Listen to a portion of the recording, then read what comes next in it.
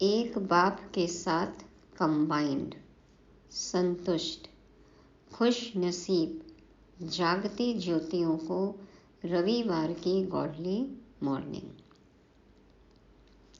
एक पहेली है, कौन सा पर अच्छा है और कौन सा बुरा? कौन सा पर अच्छा है और कौन सा बुरा? उत्तर मिलेगा आज 3 सितंबर 2023 की अव्यक्त वाणी में। बाप दादा आज हम विशेष आत्माओं को हमारी तकदीर को और बड़ा कैसे करें ये समझाते हैं। माना तकदीर को और कैसे जगाएं, इस तकदीर की लकीर को और गहरा और बड़ा कैसे करें ये समझाते हैं। हमें अपने समय को सफल करने की युक्ति बताते हैं। कौन सा समाचार सुनना है, किससे बचना है ये भी समझेंगे।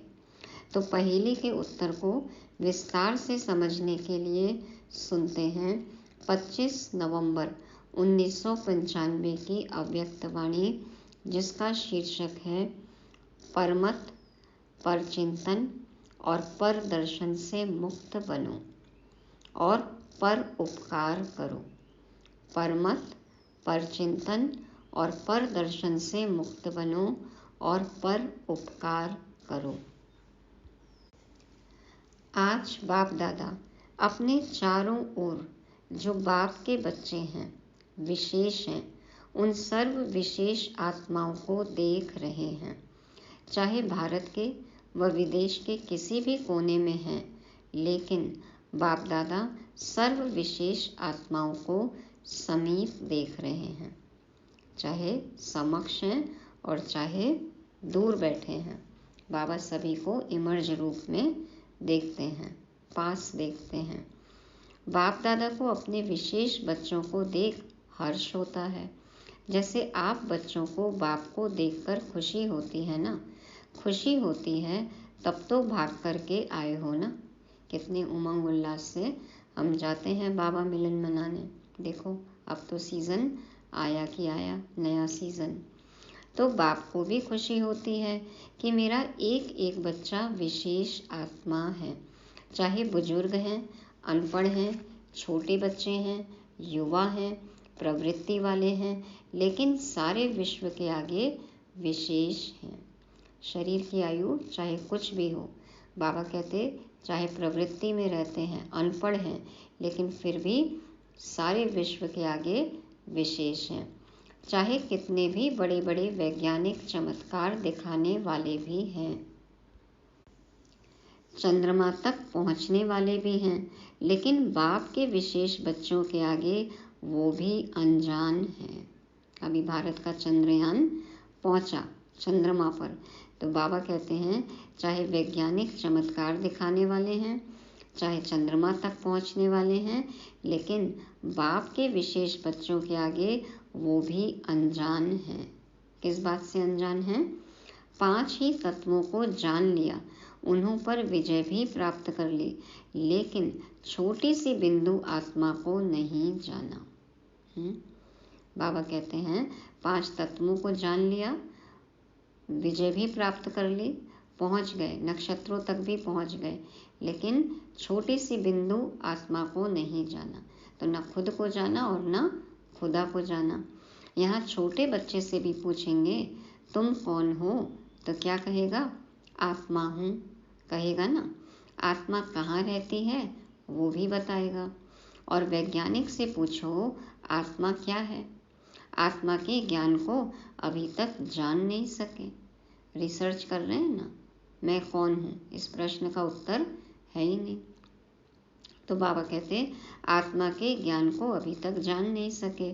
तो कितने भी बड़े हिस्ट्री के हिसाब से, इस दुनिया के हिसाब से विशेष हों, लेकिन जिसने अपने को नहीं जाना, उससे तो यहाँ का 5 वर्ष वाला बच्चा विशेष हो गया। लौकिक में भले कितनी भी बड़ी डिग्री हो, लेकिन खुद को नहीं जाना, खुदा द्वारा खुदा को नहीं जाना, तो फिर क्या जाना? उसकी भेंट में बाबा कहते हैं यहाँ का 5 वर्ष वाला बच्चा भी विशेष है। आप लोगों का शुरू शुरू का बहुत फलक का गीत है। याद है कौन सा गीत है? एक गीत था, कितना भी बड़ा सेठ स्वामी हो लेकिन अलफ को नहीं जाना। कितना भी धनवान हो, सेठ हो, प्रकांड पंडित हो, विद्वान हो, स्वामी हो, कितनी भी चीज़ों का मालिक हो, कितनी भी प्रॉपर्टी वाला हो, लेकिन अलफ को नहीं जाना, माना अल्लाह को नहीं जाना, भगवान को यथार्थ नहीं जाना, खुदा को नहीं जाना, परमात्मा को नहीं जाना, आत्मा को नहीं जाना। तो जिसने भगवान को नहीं जाना तो फिर क्या जाना? तो कितने भी बड़े हो, चाहे नेता हो, चाहे अभिनेता हो, लेकिन अपने आप को नहीं जाना तो क्या जाना? सब कुछ जानकर भी अनजान रहे, यदि खुद से ही अनजान रहे तो, और परमात्मा को नहीं पहचान रहे, नहीं जान रहे, नहीं मान रहे तो फिर क्या जाना? तो ऐसी विशेष आत्माएं हो। यहाँ की अनपढ़ बुजुर्ग माता है और दूसरी तरफ अच्छा महात्मा है, लेकिन बुजुर्ग माता फलक से कहेगी कि हमने परमात्मा को पा लिया। सन्यासी, धर्मात्मा, महात्मा, देखो सब ढूंढ रहे हैं, नेति नेति कहते हैं, लेकिन यहाँ की बूढ़ी माता, अनपढ़ माता हो, बुजुर्ग, वो भी कहेगी हमने तो परमात्मा को पा लिया, पाना था सो पा लिया, जान लिया, मान लिया। देखो माताएं आती हैं सुबह सुबह मुरली सुनने, तो कितने फलक से, नशे से कहती हैं हम पढ़ने जा रहे हैं भगवान से, भगवान की पाठशाला में जा रहे हैं। तो महात्मा भी आपके आगे क्या है? बाबा कहते कि बुजुर्ग माता फलक से कहेगी कि हमने परमात्मा को पा लिया, और महात्मा क्या कहेगा? परमात्मा को पाना बहुत मुश्किल है, लेकिन यहाँ 100 वर्ष की आयु वाली भी निश्चय बुद्धि होगी तो वो क्या कहेगी? क्या कहेगी? तुम ढूंढते रहो, हमने तो पा लिया। आप ढूंढते रहिए, हमने तो पा लिया। और वो कहते हैं परमात्मा को पा नहीं सकते, नेति नेति नहीं जानते कैसा है वो, इसीलिए कह दिया ना, जब कुछ समझ नहीं आया तो कह दिया सर्वव्यापी है। और यहाँ बच्चे क्या कहेंगे कि तुम ढूंढते रहो, हमने तो पा लिया। तो महात्मा भी आपके आगे क्या है? एक तरफ दुनिया के वैज्ञानिक, प्रकांड पंडित, विद्वान, प्रोफेसर, साहूकार, नेता, अभिनेता, ऊंची पद पोजीशन वाले कोई भी हो, और एक तरफ बाबा के बच्चे। तो बाबा कहते हैं आपके आगे क्या है? प्रवृत्ति वाले फलक से कहेंगे कि हम डबल पलंग पर सोते, इकट्ठे रहते भी पवित्र हैं, क्योंकि हमारे बीच में बाप है। साथ गृहस्थ में रहते हैं लेकिन आग नहीं लगती, एक पलंग पर ही सोते हैं, लेकिन हमारे बीच में बाप है, ज्ञान तलवार बीच में है ना। और महात्माएं क्या कहेंगे? कहेंगे आग कपूस इकट्ठा रहना यह तो असंभव लगता है, स्त्री पुरुष एक साथ रहें और पवित्र रहें, यह तो असंभव बात है। अभी 2 दिन पहले चली ना मुरली कि गृहस्थ में रहते पवित्र रहना है, आग न लगे। और आपके लिए क्या है? बाबा पूछते आपके लिए क्या है? प्रवृत्ति वाले बताओ, पवित्र रहना मुश्किल है या सहज है? कितने युगल हैं यहाँ पे जो पवित्र रह रहे हैं। सहज है या कभी कभी मुश्किल हो जाता है? जो पक्के हैं वो तो बड़ी सभा हो या कुछ भी हो, फलक से कह सकते हैं कि पवित्रता तो हमारा स्वधर्म है। आत्मा का स्वधर्म ही पवित्रता है, पर धर्म नहीं है, स्वधर्म है। पवित्रता किसी दूसरे का धर्म नहीं है, किसका है? हमारा धर्म है, स्वधर्म है, आत्मा का धर्म है। तो स्व सहज होता है पर मुश्किल होता है। तो स्व सहज होता है पर मुश्किल होता है। जो अपना है वो सहज है, जो दूसरे का है वो मुश्किल है। अपवित्रता पर धर्म है, लेकिन पवित्रता स्वधर्म है। पवित्रता स्वधर्म है, लेकिन अपवित्रता परधर्म है। तो जो अपवित्र है, परधर्म पर चलता है, देखो वो परतंत्र है। और जो पवित्र है, जो इस स्वधर्म पर चलता है, इसको मानता है, इसकी धारणा है, वही स्वतंत्र है। तो ऐसे अपनी विशेषता को जानते हो ना, क्योंकि नए नए भी बहुत आए हैं ना, लेकिन कितने भी नए हैं, पवित्रता का पाठ तो पक्का है ना। सबसे पहले क्या है, बाबा ने बोला ना, बाबा को जाना और पवित्रता की प्रतिज्ञा कर ली। पहला ही वरदान, पवित्र बनो, योगी बनो। तो बाबा कहते हैं भले कितने भी नए हैं, लेकिन पवित्रता का पाठ तो पक्का है ना, यही तो फाउंडेशन है ना। कई बच्चे ऐसा भी करते हैं, जब तक बाप से मिलने का 1 साल पूरा नहीं होता, सबको पता है कि यह नियम पक्का है, तो मधुबन में आने तक तो ठीक रहते हैं, लेकिन देख लिया, पहुंच गए तो कई वापस जाकर अलबेले भी हो जाते हैं।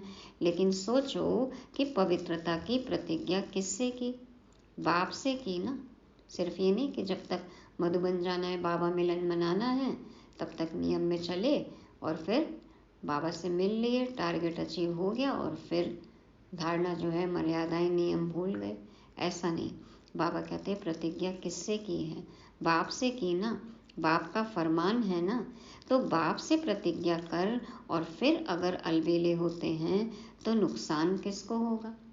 अभी रक्षाबंधन पर भी बाबा ने कहा ना कि एक बार पवित्रता की प्रतिज्ञा कर ली भगवान से, शिव बाबा ने राखी बांध ली, तो क्या फिर बार बार बांधेंगे? या फिर एक बार बंधा के छोड़ दिए, बस हो गया, फिर वापस अपवित्र हो गए? ऐसा तो नहीं है ना। तो बाबा कहते हैं यदि इस पवित्रता की धारणा में एक बार प्रतिज्ञा करके फिर अलबेले हो गए तो नुकसान किसको होगा। ब्राह्मण परिवार में तो 1 जाते 10 आते हैं। आप छोड़ भी दो तो ऐसा तो नहीं कि संस्था बंद हो जाएगी, बाबा का काम रुक जाएगा, नहीं, 1 गए 10 आए। लेकिन नुकसान कमजोर होने का उन आत्माओं को होता है, इसलिए जो भी नए नए पहली बार आए हैं वो बाप के घर में तो पहुंच गए, यह तो भाग्य की बात है ही, लेकिन तकदीर की लकीर को कभी भी कम नहीं करना, तकदीर को बड़ा करना। बहुत भाग्यशाली हैं जो बाबा ने हमें चुन लिया।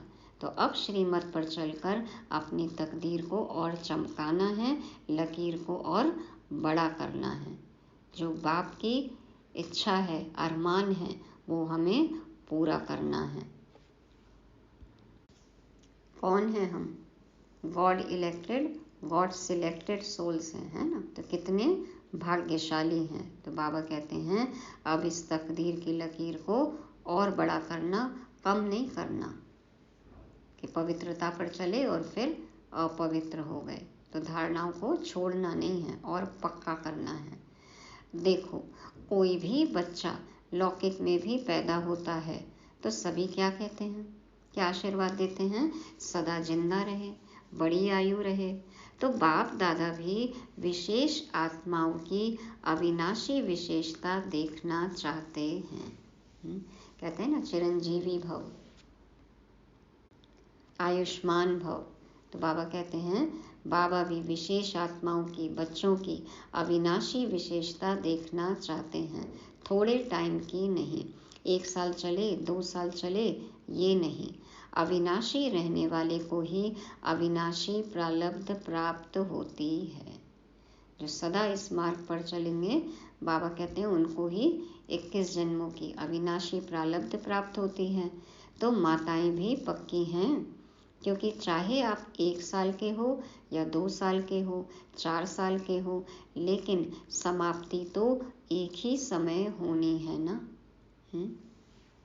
बाबा कहते हैं भले आपको इस ज्ञान मार्ग में आए हुए कितने भी साल हुए हैं, लेकिन समाप्ति तो सबकी एक ही समय पर होगी ना। बाबा का काम पूरा हुआ तो वो तो सबके लिए एक साथ होएगा। तब ये थोड़ी कह सकेंगे कि हम तो अभी अभी आए हैं। पर्दा क्यों बंद हो गया? नाटक तो अब पूरा हुआ कि हुआ। तो बाबा कहते हैं समाप्ति तो एक ही समय होनी है ना, विनाश तो इकट्ठा ही होगा ना। कि आप कहेंगे कि हम तो 2 साल के हैं, हमारी सिल्वर जुबली हो जावे, पीछे विनाश होवे। बाबा थोड़ा रुकिए, अभी थोड़ा पोस्टपोन कर दीजिए। होगा ऐसा? यह तो नहीं होगा ना। इसलिए पीछे आने वाले को और आगे जाना है।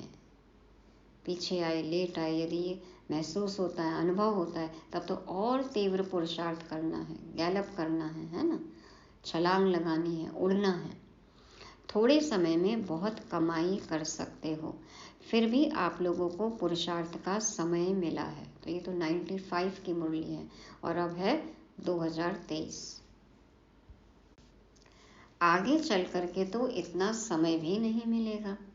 सुनाया था ना कि अभी लेट का बोर्ड तो लग गया है, लेकिन टू लेट का नहीं लगा है। तो आप सभी लकी हो, सिर्फ अपने भाग्य को स्मृति में रखते हुए बढ़ते चलना, कोई बातों में नहीं जाना। तो अब तो 2023 है, अब तो सिर्फ सेकंड्स की ही बात है। कौन सा सेकंड अंतिम सेकंड होगा पता ही नहीं है। तो बाबा कहते हैं और किसी भी बात में नहीं जाना। क्या करना है? सिर्फ बाबा और मुरली, इधर उधर देखना ही नहीं है। खुद का भाग्य देखें कि समय रहते भी अभी हम बाप के बन गए। जितना भी जो भी समय मिला है उसमें ही हमें तीव्रतम पुरुषार्थ करना है, आगे बढ़ते जाना है, उड़ते जाना है। कोई अन्य बातों में अटकना नहीं है, कहीं भी अब भटकना नहीं, लटकना नहीं। तो बाबा कहते हैं कोई बातों में नहीं जाना।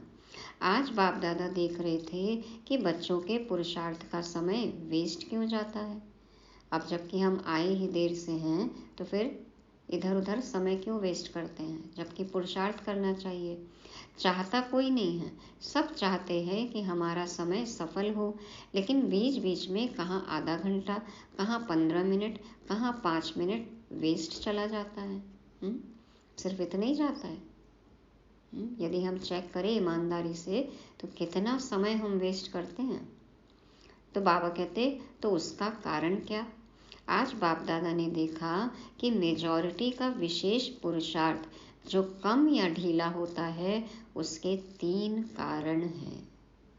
आज बाबा ने बताए कि व्यर्थ समय गंवाने का हमारा 3 कारण है विशेष।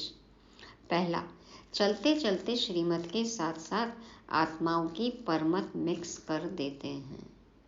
इस ज्ञान मार्ग में चल रहे हैं लेकिन श्रीमत में परमत मिक्स कर देते हैं, मनमत मिक्स कर देते हैं। कोई ने कोई बात सुना दी और आप समझते हो कि सुनाने वाला तो अच्छा सच्चा महारथी है और आपका उस पर फेथ भी है। जब ऐसी कोई आत्मा आपको कोई ऐसी बातें सुनाती है जिसमें इंटरेस्ट भी आता है, समाचार तो अच्छा है, कितना रस वाला है, कितना मनोरंजन होता है ना। तो बाबा कहते हैं जिसमें इंटरेस्ट भी आता है, समाचार तो अच्छा है। जैसे संसार समाचार अच्छा लगता है ना, तो ब्राह्मण संसार समाचार भी अच्छा लगता है। ब्राह्मण न्यूज़ बुलेटिन अच्छा लगता है। तो आपने उस पर फेथ रख करके वो बात सुन ली, माना अपने अंदर समा ली, कट नहीं किया, तो बात सच्ची भी है। समाचार सच्चा भी होता है, सब झूठा नहीं होता, कोई सच्चा भी होता है। लेकिन बाप का फरमान क्या है। चलो उसने ठीक कहा, सच्ची बात आपको सुनाई, लेकिन बाबा का फरमान क्या है कि ऐसे समाचार भले सुनो। यह है फरमान। बाबा ने कहा है सत्य घटना सुनो, सत्य समाचार सुनो, सत्य कथाएं सुनो, कहा है बाबा ने। यह है बाबा का फरमान नहीं, जिससे आपका कोई कनेक्शन नहीं है, सिर्फ दिलचस्प समाचार है। आप कर कुछ नहीं सकते, सिर्फ सुन लिया तो वह समाचार बुद्धि में तो गया, टाइम वेस्ट तो हुआ या नहीं, आपसे कोई लेना देना नहीं है, उसके बारे में आप कुछ कर भी नहीं सकते हैं। भले ही सत्य है, भले ही इंटरेस्टिंग है। बाबा कहते हैं आपने सुन भी लिया खाली तो भी आपकी बुद्धि में तो गया ना, टाइम वेस्ट हुआ या नहीं हुआ। और बाप की श्रीमत में परमत मिक्स कर दी, क्योंकि बाप की आज्ञा है सुनते हुए नहीं सुनो। तो श्रीमत में परमत मिक्स हो गई, क्योंकि समाचार सुन लिया दूसरे से। तो आपने सुना क्यों? उसकी आदत डाली, खुद सुनने की भी आदत पड़ी और सुनाने वाले की भी आदत पड़ी कि चलो ये तो सुनते ही हैं, यहाँ तो दाल गलेगी ही, ये तो एंटरटेन करेंगे ही, तो उसकी आदत डाली। मानो एक बारी आपको समाचार सुनाया, आपको भी बहुत अच्छा लगा, नई बात है, ऐसा भी होता है, ये पता तो पड़ गया। लेकिन अगर एक बारी आपने उनकी बात सुनी तो दूसरे बारी वो कहाँ जाएगा? एक सोर्स तो मिल गया ना, ये तो सुनते ही हैं। तो बाबा कहते दूसरी बार वो कहाँ जाएगा? आपके पास आएगा। आप उसके लिए कूड़े का डब्बा बन गए ना। लोग क्या करते हैं, सुबह से अपने कचरे का डब्बा लेकर घूमते हैं, लॉरी लेकर घूमते हैं, और फिर जहाँ जगह मिली, जिसने एंटरटेन किया, जिसने थोड़ा समय दिया सुनने में, वहीं वो ला ला के अपना कचरा फेंकेंगे। तो बाबा कहते हैं कि उसके लिए तो आप कूड़े का डब्बा बन गए ना। जो भी ऐसा समाचार होगा वो आपके पास ही आकर सुनाएगा, क्योंकि आपने सुना। तो आप क्या हो गए? डस्टबिन हो गए ना, वो ला के अपना कचरा फेंक रहा है। तो बाबा कहते कि वो आपके पास ही आकर सुनाएगा, क्योंकि आपने सुना। इसलिए या तो उसको समझाओ, ऐसी बातों से उसको भी मुक्त करो। तो बाबा कहते हैं कि उसको भी समझाओ और ऐसी बातों से उसको भी मुक्त करो। तो क्या करना है? किसी का कचरा लेना है? हम तो और क्या करते हैं, उसको रिसाइकल करते हैं ना। व्यवहारिक जीवन में क्या करते हैं? तो बाबा कहते हैं ऐसी बातों से हमें मुक्त बनना भी है और दूसरे को भी मुक्त करना है। रिसाइकल करके, चर्न करके, फिर उसमें और अपना तड़का लगा के, मसाला मिला के, उसका नया प्रोडक्ट बना के और वर्णन करके दूसरे जगह फैलाना नहीं है। करते तो यही है ना हम। देखो बाबा को सब पता है।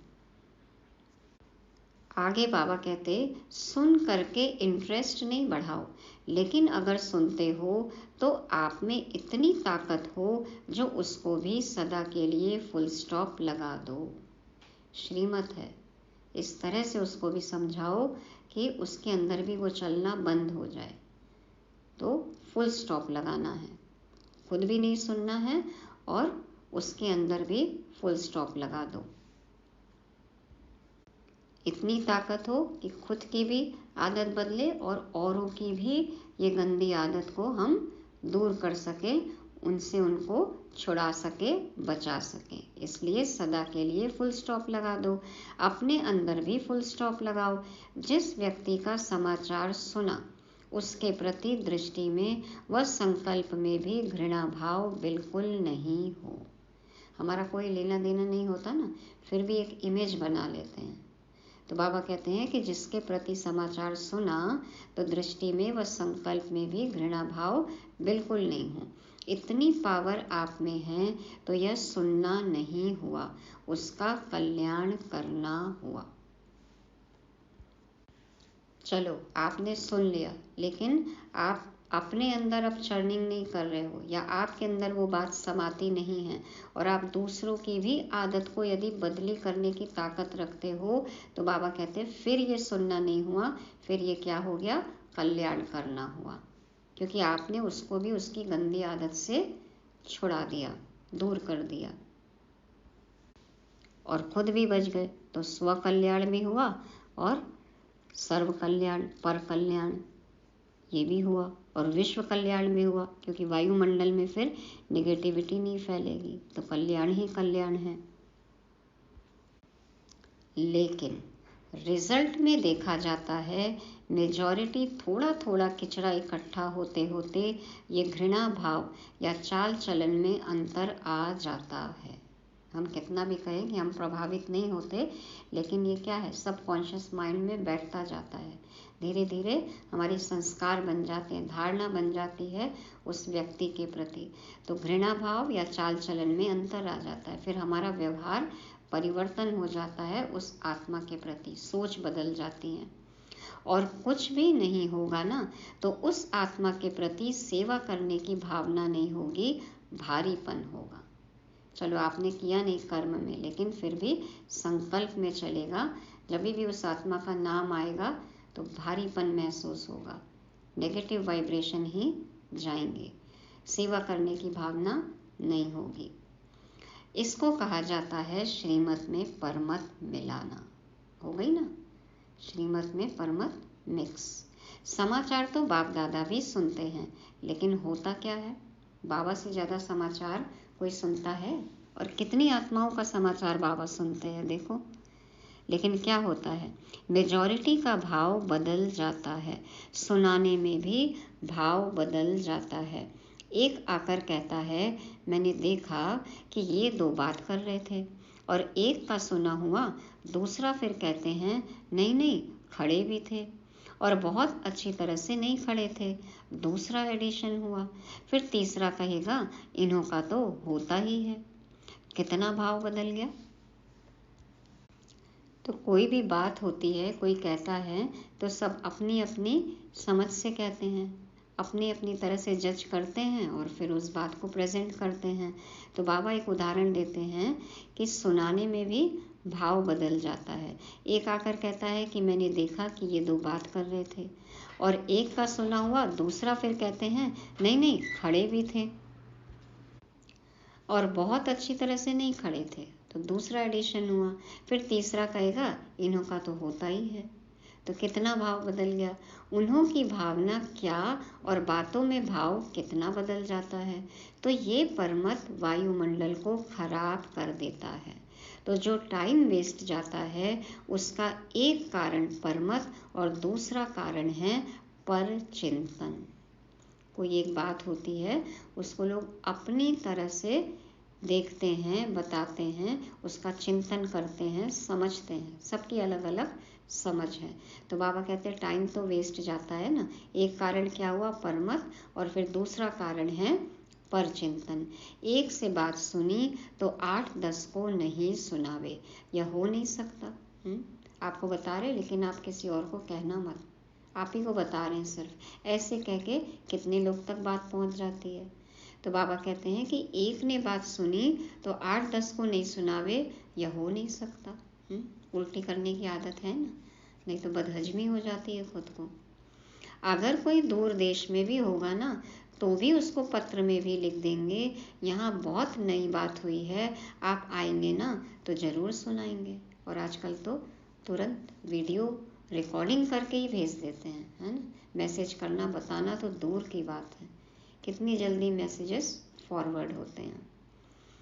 तो ये क्या हो गया, परचिंतन।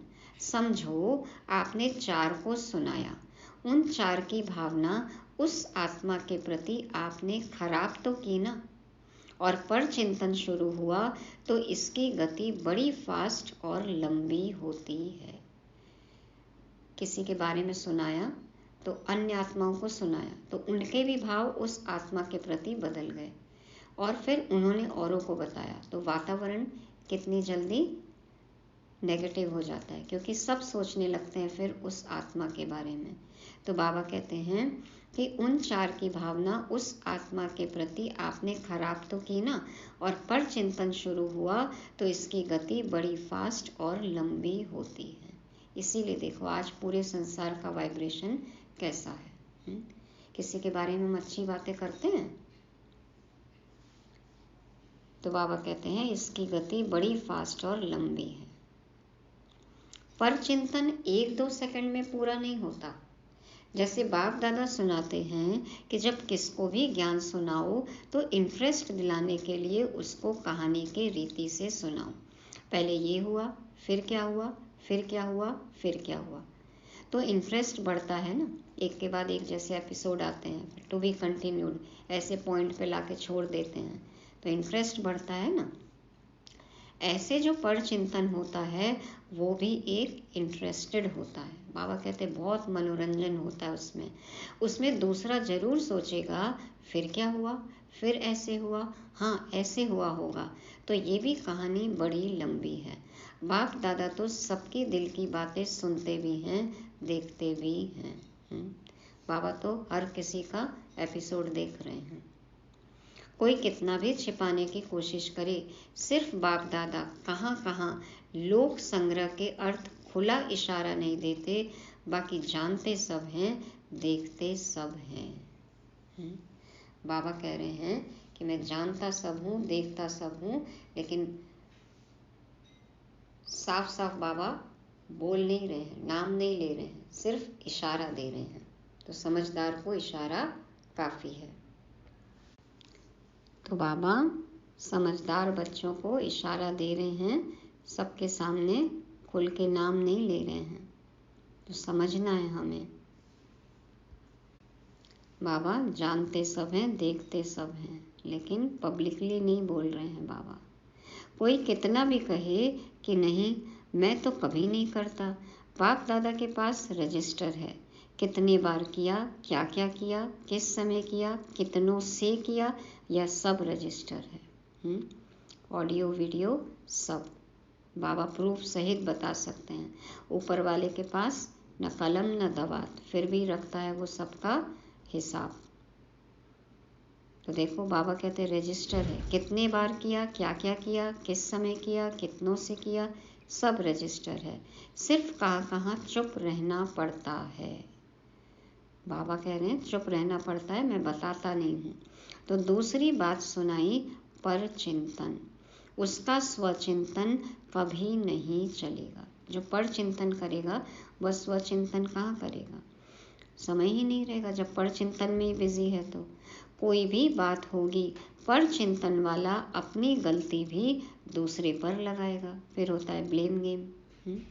पर चिंतन करेंगे तो फिर दोषारोपण करते हैं, और पर चिंतन वाले बात बनाने में नंबर 1 होते हैं। वो तो PhD की हुई है, हाँ, बहानेबाजी, बात बनाने में नंबर 1।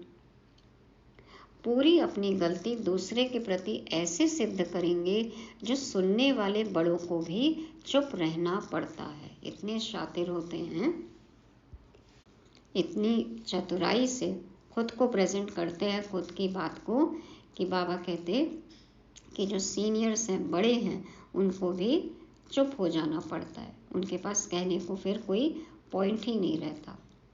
ऐसे अपनी बात को सही सिद्ध करेंगे और दूसरे को गलत सिद्ध करते हैं। इतनी चतुराई। तो स्वचिंतन इसको नहीं कहा जाता है कि सिर्फ ज्ञान की पॉइंट्स रिपीट कर दी या ज्ञान की पॉइंट्स सुन ली, सुना दी, सिर्फ यही स्वचिंतन नहीं है, है ना। आत्मचिंतन सिर्फ ये नहीं है कि ज्ञान की पॉइंट्स रिपीट कर दी, सुन ली, सुना दी, ज्ञान का मनन चिंतन कर लिया, सिर्फ यही स्वचिंतन नहीं है। लेकिन स्वचिंतन अर्थात अपनी सूक्ष्म कमजोरियों को, अपनी छोटी छोटी गलतियों को चिंतन करके मिटाना, परिवर्तन करना, ये स्वचिंतन है। मुझ आत्मा में क्या कमी कमजोरी है, ये जानना, पहचानना, मानना, उसको दूर करना, परिवर्तन करना, ये स्वचिंतन है। बाकी ज्ञान सुनना और सुनाना, उसमें तो सभी होशियार हैं। मुरलियाँ तो सबको रटी हुई हैं, डायरियाँ भरी हुई हैं, तो सब होशियार हैं। वो ज्ञान का चिंतन है, मनन है, लेकिन स्वचिंतन का महीन अर्थ अपने प्रति है। क्योंकि जब रिजल्ट निकलेगी तो रिजल्ट में यह नहीं देखा जाएगा कि इसने ज्ञान का मनन अच्छा किया या सेवा में ज्ञान को अच्छा यूज़ किया। इस रिजल्ट के पहले स्वचिंतन और परिवर्तन। स्वचिंतन करने का अर्थ ही है परिवर्तन करना। स्वचिंतन का क्या अर्थ हो गया? स्वपरिवर्तन, कि खुद की कमी कमजोरी का चिंतन किया और स्वपरिवर्तन किया, अपने संस्कारों को बदला, संस्कार परिवर्तन, इससे होता है फिर संसार परिवर्तन, विश्व परिवर्तन। तब कहा जाता है स्वपरिवर्तन से विश्व परिवर्तन। तो स्वचिंतन करना है, संस्कार परिवर्तन, उससे होगा संसार परिवर्तन। तो जब फाइनल रिजल्ट होगी उसमें पहली मार्क्स प्रैक्टिकल धारणा स्वरूप को मिलेगी। जो धारणा स्वरूप होगा वो नेचुरल योगी तो होगा ही, तो प्रैक्टिकल के ज़्यादा मार्क्स हैं। ये मैटर नहीं करता कि आपने कितनी डायरी भरी है। ये मैटर करता है कि कितने धारणा स्वरूप बने हैं, कितने नेचुरल योगी हैं। अगर मार्क्स ज़्यादा लेनी है तो पहले जो दूसरों को सुनाते हो, आजकल वैल्यूज़ पर जो भाषण करते हो, उसकी पहले स्वयं में चेकिंग करो, क्योंकि सेवा की 1 मार्क तो धारणा स्वरूप की 10 मार्क्स होती है। बाबा ने कहा कि सेवा की 1 मार्क तो धारणा स्वरूप की 10 मार्क्स होती है, तो 10 गुना हो गया ना। अगर आप ज्ञान नहीं दे सकते हो लेकिन अपनी धारणा से प्रभाव डालते हो, तो आपके सेवा की मार्क्स जमा हो गई ना। यदि आप वाचा सेवा नहीं कर सकते लेकिन धारणा स्वरूप हो, आपको देखकर चाल चलन से, व्यवहार से, बातचीत से यदि सेवा हो रही है, तो बाबा कहते हैं आपकी सेवा की मार्क्स जमा हो गई ना। आजकल कई समझते हैं कि हमको सेवा का चांस बहुत कम मिलता है, हमको चांस मिलना चाहिए, दूसरे को मिलता है, मेरे को क्यों नहीं। सेवा करना बहुत अच्छा है, क्योंकि अगर बुद्धि फ्री रहती है तो व्यर्थ बहुत चलता है, इसलिए सेवा में बुद्धि बिजी रहे, यह साधन अच्छा है। सेवा का उमंग तो अच्छा ही है, लेकिन ड्रामानुसार या सरकमस्टांस अनुसार मानो आपको चांस नहीं मिला और आपकी अवस्था दूसरों की सेवा करने की बजाय अपनी भी गिरावट में आ जाए, या वो सेवा आपको हलचल में लाए, तो वो सेवा क्या हुई? उस सेवा का प्रत्यक्ष फल क्या मिलेगा?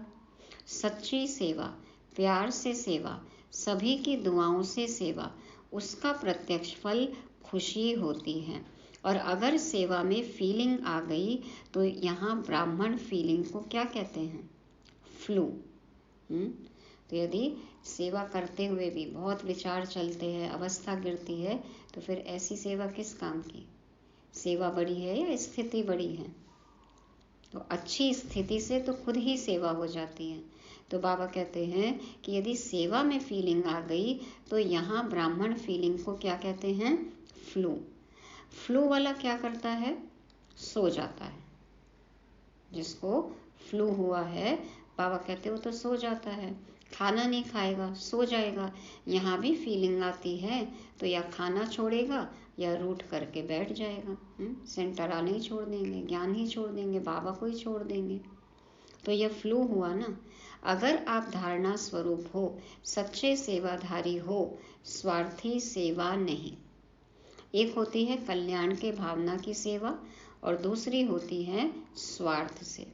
मेरा नाम आ जाएगा, मेरा अखबार में फोटो आ जाएगा, मेरा टीवी में आ जाएगा, मेरा ब्राह्मणों में नाम हो जाएगा, ब्राह्मणी बहुत आगे रखेगी, पूछेगी। यह सब भाव स्वार्थी सेवा के हैं, क्योंकि आजकल के हिसाब से, प्रत्यक्षता के हिसाब से अभी सेवा आपके पास आएगी। शुरू में स्थापना की बात दूसरी थी, लेकिन अभी आप सेवा के पिछाड़ी नहीं जाएंगे, आपके पास सेवा खुद चलकर आएगी। तो बाबा कहते कि जैसे जैसे समय होगा सेवा तो बढ़ेगी ही, लेकिन अपने नाम मान शान के लिए ऐसी स्वार्थवश जो सेवा करते हैं, ऐसी सेवा यथार्थ सेवा नहीं है। और यदि धारणा मूर्त है तो बाबा कहते हैं सेवा तो खुद चलकर आपके पास आएगी। तो जो सच्चा सेवाधारी है, उस सेवाधारी को चलो और कोई सेवा नहीं मिली, लेकिन बाप दादा कहते हैं अपने चेहरे से, अपने चलन से सेवा करो। आपका चेहरा बाप का साक्षात्कार कराए। तो जो धारणा मूर्त हैं वो तो ऑलरेडी सेवाधारी हैं, ऑटोमेटिक सेवाधारी हैं। क्यों? क्योंकि उनके चाल चलन चेहरे से बाबा का साक्षात्कार होगा। आपका चेहरा, आपकी चलन बाप की याद दिलावे, ये सेवा नंबर 1 है। ये नंबर 1, ये यथार्थ सेवा है।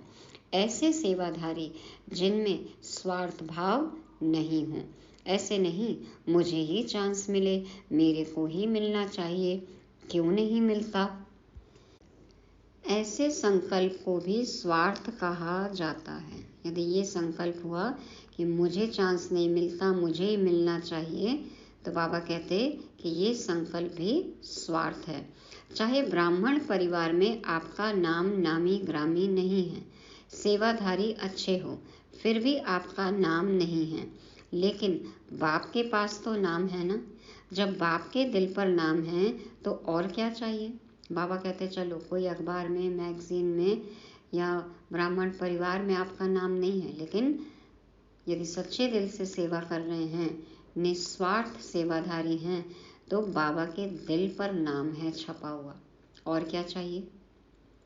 और सिर्फ बाप के दिल पर नहीं, लेकिन जब फाइनल में नंबर मिलेंगे तो आपका नंबर आगे होगा, क्योंकि बाप दादा हिसाब रखते हैं। तो इंसानों के हिसाब पर विश्वास करना चाहिए या भगवान के हिसाब पर। तो बाबा की गारंटी है ना। आपको चांस नहीं मिला, आप राइट हो, लेकिन चांस नहीं मिला तो वो भी नोट होता है। जिम्मेवार आत्माओं से यदि चांस नहीं मिला तो वो तो बाबा नोट कर रहे हैं ना। और मांगकर चांस लिया, वो किया तो सही, लेकिन वो भी मार्क्स कट होते हैं। बाबा कहते हैं आप खुद को यदि ऑफर करते हो, मांग कर लेते हो, तो वो भी मार्क्स कट होते हैं। आप ऑफर करके छोड़ दो, फिर उम्मीद नहीं करो कि हमको वो सेवा मिले ही। तो निमित्त आत्मा है ना, वो जिम्मेवार है, वो जवाबदार है बाबा के पास, और बाबा तो नोट कर ही रहे हैं। तो बाबा कहते ये धर्मराज का खाता कोई कम नहीं है। तो बाबा की डायरी में हमारा नाम हो, बाबा के दिल पर हमारा नाम हो, और यदि हमारे मार्क्स कट होते हैं, कम होते हैं, तो ये सब धर्मराज के खाते में जाता है। तो बहुत सूक्ष्म हिसाब किताब है, इसलिए निस्वार्थ सेवाधारी बनो। अपना स्वार्थ नहीं हो, कल्याण का स्वार्थ हो। यदि आपको चांस है और दूसरा समझता है कि हमको भी मिले तो बहुत अच्छा और योग्य भी है, तो अगर मानो आप अपना चांस उसको देते हो तो भी आपका शेयर उसमें जमा हो जाता है। बाबा कह रहे हैं यदि आपकी कल्याण की भावना है, आपकी इच्छा कल्याण की भावना से सेवा करने की है, लेकिन फिर भी और कोई योग्य आत्मा है और उसको आप चांस दे देते हो, तो आपका शेयर भी जमा होता है। और सेवा कैसी हो, हमेशा कल्याण के लिए हो, कल्याण भाव निहित हो उसमें। चाहे आपने नहीं किया, लेकिन किसको चांस दिया तो उसमें भी आपका शेयर जमा होता है, क्योंकि सच्चा डायमंड बनना है ना। तो हिसाब किताब भी समझ लो, ऐसे अलबेले नहीं चलो। ठीक है, हो गया। बहुत सूक्ष्म में हिसाब किताब का चौपड़ा है, बाप को कुछ करना नहीं पड़ता है, ऑटोमेटिक है। टेक्नोलॉजी बहुत हाई है, तो अपना रजिस्टर एकदम साफ होना चाहिए। बाबा कहते हैं कभी कभी बाप दादा बच्चों का चौपड़ा देखते भी हैं। तो पहली बात परमत और दूसरी बात पर चिंतन। बाबा हमारा हिसाब किताब देखते हैं, कितना हमने जमा किया, कितना घाटा खाया। तो बाबा कहते हैं ये सब ऑटोमेटिक होता है। तो क्या बात आई, बाबा ने कहा पहली बात परमत और दूसरी बात पर चिंतन। तो इससे ही हम मात खा जाते हैं। तीसरी बात है परदर्शन। दूसरे को देखने में मेजॉरिटी बहुत होशियार हैं। परदर्शन, जो देखेंगे तो देखने के बाद वह बात कहाँ जाएगी, बुद्धि में ही तो जाएगी ना। आंखों से देख लिया तो वो कहाँ जाएगा, बुद्धि में ही जाएगा। और जो दूसरे को देखने में समय लगाएगा, उसको अपने को देखने का समय कहाँ मिलेगा। बातें तो बहुत होती हैं ना, और जो बातें होती हैं वो देखने में भी आती हैं, सुनने में भी आती हैं। जितना बड़ा संगठन उतनी बड़ी बातें होती हैं। ये बातें क्यों होती हैं? कई सोचते हैं यह बातें होनी नहीं चाहिए, नहीं होनी चाहिए, वो ठीक है, लेकिन जिसके लिए आप समझ रहे हो नहीं होनी चाहिए, उसमें समय क्यों दिया? आप जानते हो ये व्यर्थ है, तो फिर व्यर्थ में समय क्यों दिया आपने? आप कहते हो ये नहीं होना चाहिए, तो फिर उसमें अपना सहयोग क्यों दिया? और ये बातें ही तो पेपर हैं। बाबा कहते हैं कि आप समझ रहे हो ये नहीं होनी चाहिए, तो उसमें समय क्यों दिया? और ये बातें ही तो पेपर हैं। जितनी बड़ी पढ़ाई उतने बड़े पेपर भी होते हैं। यह वायुमंडल बनना, यह सबके लिए पेपर भी है कि परमत या प्रदर्शन या पर चिंतन में कहाँ तक अपने को सेफ रखते हैं। दो बातें अलग है। एक है जिम्मेवारी, जिसके कारण सुनना भी पड़ता है, देखना भी पड़ता है, तो उसमें कल्याण की भावना से सुनना और देखना। जिम्मेवारी है, कल्याण की भावना है, वो ठीक है, लेकिन अपनी अवस्था को हलचल में लाकर देखना, सुनना या सोचना, यह रॉन्ग है। यदि डॉक्टर खुद ही बीमार हो जाए तो वो इलाज क्या करेगा? जो खुद ही गिर जाए गड्ढे में, वो दूसरे को गड्ढे से कैसे निकालेगा? तो बाबा कहते हैं कि जिम्मेवारी है, कल्याण की भावना है, वो ठीक है, लेकिन अपनी अवस्था को हलचल में लाकर देखना, सुनना या सोचना, यह रॉन्ग है। अगर आप अपने को जिम्मेवार समझते हो तो जिम्मेवारी के पहले अपनी ब्रेक को पावरफुल बनाओ। माना पहले खुद प्रोटेक्टेड हो, खुद का इम्यून सिस्टम स्ट्रांग हो। तो बाबा कहते हैं अपनी जिम्मेवारी के पहले ब्रेक को पावरफुल बनाओ। जैसे पहाड़ी पर चढ़ते हैं तो पहले से ही सूचना देते हैं कि अपनी ब्रेक को ठीक चेक कर लो। तो जिम्मेवारी भी एक ऊंची स्थिति है। जिम्मेवारी भले उठाओ, लेकिन पहले यह चेक करो कि सेकंड में बिंदी लगती है कि लगाते हो बिंदी और लग जाता है क्वेश्चन मार्क। उतरे मैदान में और खुद ही ढेर हो गए, खुद ही प्रभावित हो गए, ऐसे नहीं। बाबा कहते हैं कि सेकंड में बिंदी लगती है, पहले ये चेक करो। लगाना चाहते हो बिंदी और लग जाता है क्वेश्चन मार्क, वो रॉन्ग है। उसमें समय और एनर्जी वेस्ट जाएगी। इसलिए पहले अपना ब्रेक पावरफुल करो। चलो, देखा सुना, जहाँ तक हो सका कल्याण किया और फुल स्टॉप। अगर ऐसी स्थिति है तो जिम्मेवारी लो, नहीं तो देखते नहीं देखो, सुनते नहीं सुनो, स्वचिंतन में रहो। यदि दूसरे की समस्या का समाधान आप करना चाहते हो तो ये नहीं कि उसके साथ ही आप भी समस्याग्रस्त हो जाओ। नहीं, समाधान करने की शक्ति है, तब तो आप समस्या सुनो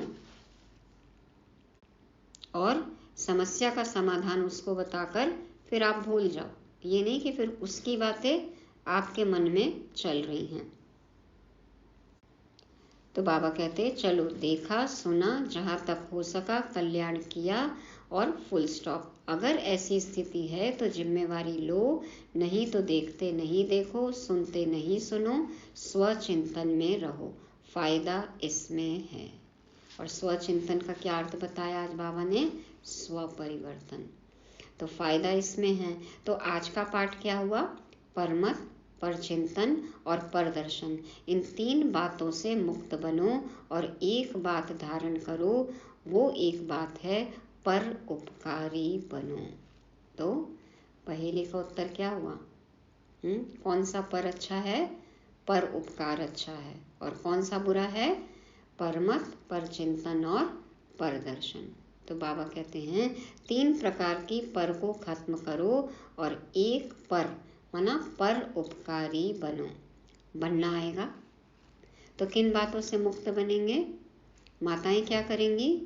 बच्चों के उपकारी या पर उपकारी? सर्व उपकारी, सबका कल्याण करना है ना, सब पर उपकार करना है। तो सहज है या कठिन है? अब सब अपना अपना जवाब बाबा को लिखकर दे देना, बता देना। अच्छा, चारों तरफ के सर्व विश्व के विशेष आत्माओं को सदा स्वचिंतन, ज्ञान चिंतन करने वाले श्रेष्ठ आत्माओं को सदा बाप के श्रेष्ठ मत पर हर संकल्प, बोल और कर्म करने वाले समीप आत्माओं को चारों ओर के डायमंड जुबली के लिए स्वयं को और सेवा को आगे बढ़ाने वाले ऐसे विशेष आत्माओं को बाप दादा का याद प्यार और नमस्ते।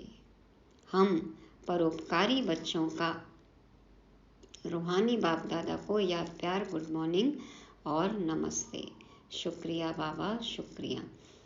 वरदान है, महावीर बन संजीवनी बूटी द्वारा मूर्छित को सुरजीत करने वाले शक्तिवान भव। महावीर बन संजीवनी बूटी द्वारा मूर्छित को सुरजीत करने वाले शक्तिवान भव।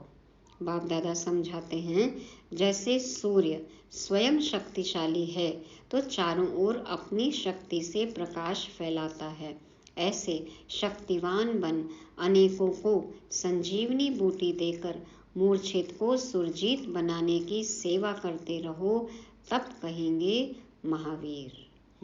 हनुमान जी ने क्या किया? संजीवनी बूटी लाए, लक्ष्मण मूर्छित थे और फिर उनको सुरजीत किया गया। तो हमें भी ऐसा शक्तिवान बनना है, महावीर बनना है। जो मूर्छित आत्माएं हैं, जो शक्तिहीन आत्माएं हैं, उनको सुरजीत करना है, शक्तिशाली बनाना है। सदा स्मृति रखो कि हमें विजयी रहना है और सबको विजयी बनाना है। विजयी बनने का साधन है बिजी रहना। जितना व्यस्त रहेंगे उतना मस्त रहेंगे। बाबा कहते हैं ना कि माया से हार होती है। तो विजयी कैसे बनेंगे? जब बिजी रहेंगे। हमेशा बाबा ने मुरलियों में बताया है, याद और सेवा में बिजी रहना है।